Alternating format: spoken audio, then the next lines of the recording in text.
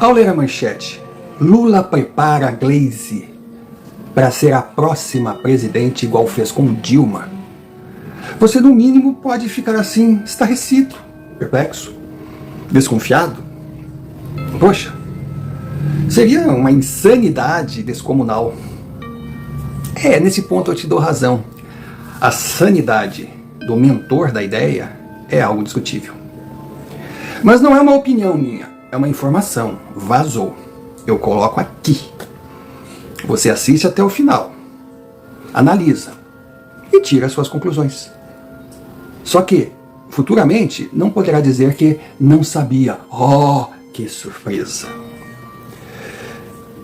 Preste bem atenção. Lula, diferente do que muitos pensam, não é um idiota, um imbecil. Não. Pelo contrário, ele cresceu graças a essa ideia que todos tinham dele, porque no final ele era menosprezado e ia correndo por fora. Lula não tem diploma, mas é um autodidata. Sabe exatamente o que deseja e como colocar em prática os seus projetos. Lula não dá um passo impensado. Tudo é cuidadosamente calculado. Projetos a longo prazo. Lula é filho de uma família em que imperava o egoísmo e o cada um para si. Se você não sabe, o seu pai deixou sua mãe com filhos pequenos em Pernambuco e veio para São Paulo, melhor dizendo, Santos, para tentar a vida, só que ele não voltou. A mãe pegou os filhos, desceu para saber aonde estava o marido, pois estava preocupada com o seu amado e descobriu que ele estava vivendo muito bem, já casado com outra mulher e com outros filhos. Essa é a noção que Lula tem de família. Ou seja, nenhuma. Lula não consegue amar ninguém porque nunca foi amado. Lula olha as pessoas e valoriza as pessoas dentro daquilo que pode ganhar com elas. Fora isso, descarta. Muitos dizem que ele é psicopata. Não, o psicopata não tem sentimento nenhum por ninguém. Ele é um sociopata, que tem todas as características do psicopata, mas ainda tira uma ou outra pessoa para dedicar um pouquinho de amor. Mas não significa lealdade eterna. Não. Ele costuma amar temporariamente. Então, o que Lula está fazendo hoje não é nada de novo. Ele fez o mesmo com Dilma. Vamos retroceder no tempo. Lula tentou de todas as formas, já que estava no final do seu segundo mandato, fazer o mesmo que Chávez fez na Venezuela, mudar a Constituição para partir para outra reeleição. Não conseguiu. Então ele não tinha como permanecer. Só que sabia que se colocasse um político profissional no seu lugar, correria sérios riscos de levar uma rasteira. Aí ele escolheu Dilma, uma total desconhecida, colocou no PAC, que o PAC era o seu principal projeto na época, para dar visibilidade à senhora quem? Lula tinha na época o apoio do governo americano democrata. Tinha um marqueteiro de mão cheia, tão bom que acabou preso. Foi livrado, vamos dizer assim, pelo STF. Não sei se já ouviu falar nesses senhores. Pois é. Lula tinha a Globo. E Lula tinha o Centrão do seu lado. Vinha de 2 mandatos que era assim, glorificado. Soltavam pesquisas dando 83% de aprovação. Nunca me perguntaram nada.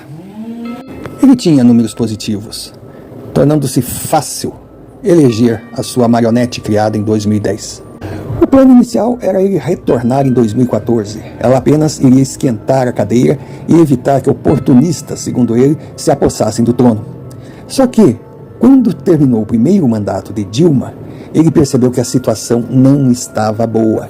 Então partiu para a reeleição da sua criatura, aproveitando o pouco de prestígio que ainda tinha, para que a herança maldita, por ele criada, explodisse no colo dela. O PT vivia de vento em popa, a fase era muito boa, o mundo estava em paz. Lula herdara uma economia estabilizada graças ao Plano Real. A propaganda pipocava, enquanto nos bastidores corrupção corria solta. Lula, cada vez mais rico e poderoso, não priorizava mais o dinheiro. Os seus orgasmos vinham do fato de sentir que poderia consolidar a sua ideia de uma América do Sul padrão União Soviética, a Ursal. O Fórum São Paulo sairia vitorioso. As Américas, um mundo socialista, onde ele seria um dos grandes czares. A reeleição de Dilma era vista como favas contadas, mas daí o mundo real começou a mostrar que tinham mudanças acontecendo. Dificuldades inesperadas surgiram. Foram necessários aviões caírem e o sobrenatural de Almeida ter de atuar na hora da apuração. Seus projetos deixavam todos maravilhados. O pobre virou classe média. O pobre na escola, na faculdade, luz para todos, o PAC, a reforma agrária. Lula era o Lula. Mas daí veio a eleição. Fizeram toda uma propaganda que transformaram a gata borralheira numa rainha. Mas um detalhe, urna eletrônica. A memória do brasileiro é meio seletiva. Igual aconteceu em 2022, quando começou a apuração dos votos, Dilma levava uma lavada. Nas últimas urnas, do nada, ela começou a multiplicar votos enquanto o adversário parou. Tiveram cidades com 100% de votos para Dilma. E ela ganhou por uma margem mínima. Virou presidente. O resto da história você sabe. Então agora é a vez de Gleisi Hoffmann.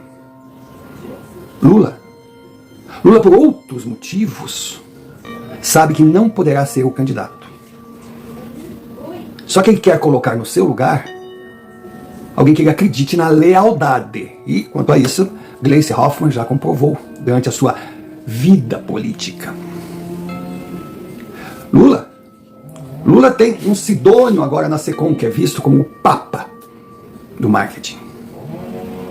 Então a chegada de Sidônio nada tem a ver com salvar a imagem do governo de Lula, porque ele mesmo já abriu mão, ele não está aqui para fazer bonito, não. Ele está aqui para impor a sua ideologia, fortalecer o seu partido, o seu governo, enfraquecer e perseguir a oposição e se perpetuar no poder, igual ele estava fazendo no mandato anterior. Lula vai sair deixando Gleisi, na certeza que que o seu partido não vai ser traído, e que ele também não. Aí alguém diz assim, mas esse homem, o que ele pensa com a idade que tem, que ele vai voltar? Bom, ele se acha eterno. Ele se acha inacabado. O que ele pensa, não sei. Aí que ele pensa, ele pensa. Eu confesso, por já ter coordenado muitas campanhas políticas, principalmente no estado de São Paulo, que eu andava decepcionado com o Sidônio. Poxa, eu não conseguia entender. Ele simplesmente começou a colocar militância remunerada, começou a botar uma milícia digital nas redes sociais para poluir. Poxa, isso aí todo mundo já fez, já não tem mais essa força. Também começou a expor o Lula de uma forma absurda. Agora faz sentido. O Lula já sabe que não será o candidato.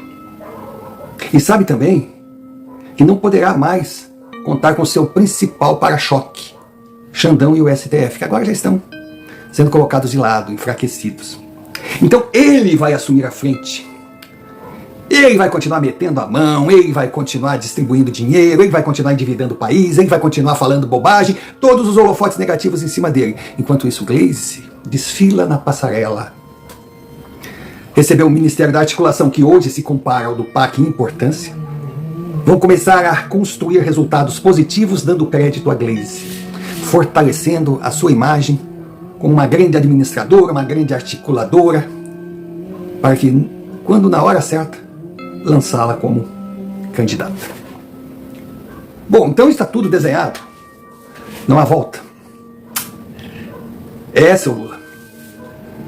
O senhor simplesmente está fazendo uma reprise de má qualidade do que um dia deu certo, mas o senhor não está considerando todas as mudanças que o universo das eleições no país sofreram nesses últimos anos. Então vamos colocar por que o senhor irá fracassar. Primeiro, O trabalho de Sidônio comparado ao trabalho do seu antigo marqueteiro. Os dois são bons. Só que o seu antigo não enfrentava a internet, as redes sociais, que o senhor tentou destruir e não conseguiu, muito pelo contrário. Quanto mais bateu, mais forte elas se tornaram. Então hoje acabou aquela estratégia do inventar uma narrativa, repetir, até que receba contorno de verdade. Não. Acabou aquela história do criar planos mirabolantes, soltar na mídia, e eles não passarem de pedras fundamentais, porque são lançados e param no meio do caminho. Acabou. Então hoje não tem mais a reforma agrária. Vai dar meia dúzia de terrenos lá para alguém sem terra, faz aquela publicidade maciça, e todo mundo fica, nossa, ele está realmente fazendo a reforma agrária. Claro que não. Nem pelo contrário, aquelas terras vão cair nas mãos dos líderes de movimentos que moram em mansões. Luz para todos, meu Deus. Vai numa cidadezinha qualquer lá no interior do Nordeste, põe umas lâmpadas, põe as pessoas humildes vendo uma televisãozinha desse tamanhinho, agradecendo a luz, agradecendo a geladeirinha. Nossa, olha o milagre. Hoje não. Hoje a internet vai lá conferir. A transposição do São Francisco, aquela obra maravilhosa. Hoje todo mundo tem um celular e consegue comprovar que aquela filmagem ali é de 1000 metros. O restante é mato puro. O pobre na universidade. Na verdade, criaram milhares de fábricas de diploma com ensino em baixíssima qualidade, faculdades caras, endividando os jovens cheios de esperança, com empréstimos que eles teriam que pagar quando se formassem. Empréstimos caros. Nossa, eles divulgavam. Milhares e milhares de jovens entraram na faculdade, só que eles não diziam que apenas 17% desses jovens conseguiam se formar, e boa parte deles devido ao seu brio, ao seu esforço pessoal. O PAC responsável por obras, 99%, transformadas em canteiros, fantasmas e paralisados. O dinheiro público jorrando. Sem contar a corrupção, as falcatruas, que até então, naquela época, era difícil de descobrir. Hoje, fez aqui, já se sabe ali. Então Lula já começa com outra realidade. Esse Sidônio, por melhor que seja, não irá conseguir esconder que o projeto é Gleisi presidente, e também não conseguirá evitar o despencar maior de Lula, ou seja, daqui um pouquinho se Lula indica, não vou votar porque é igual a ele, não presta. É mais difícil. Outra, naquela época, o Centrão estava ao lado de Lula. Hoje não mais. Tanto que os ministérios, se for tirar ministros agora, terá que botar só petistas. Ou gente do PSOL, PDT, porque o Centrão não quer mais cargos nesse governo para não ser associado ao fracasso. E a gente sabe o que significa para Lula perder o Centrão. Porque foi graças a esse racha que Dilma caiu. Pois o impeachment comandado por Eduardo Cunha só foi para frente porque o Centrão resolveu se livrar da rainha, da marionete, da boneca inflável criada pelo PT e seu marketing. E outra, hoje as urnas eletrônicas não têm mais o apoio logístico e técnico do governo americano. Como aconteceu na época de Dilma e como aconteceu agora, que Lula foi colocado no poder com a ajuda de Biden, CIA, FBI, USAID e Companhia Limitada. Não tem mais. Agora é Trump e Elon Musk, então não terá esse apoio, muito pelo contrário, será fiscalizado. Então tá complicado para Lula. Mas mesmo assim ele vai tentar. Se bem que, a partir desse vídeo, que você vai compartilhar sim, para que chegue o mais longe possível, para que mais brasileiros entendam o que está acontecendo, e outros vídeos que irão surgir, o plano a longo prazo, que era para pegar todos de surpresa, lá pelo mês de março, depois que a imagem de Gleisi já estava no céu, foi descoberto agora.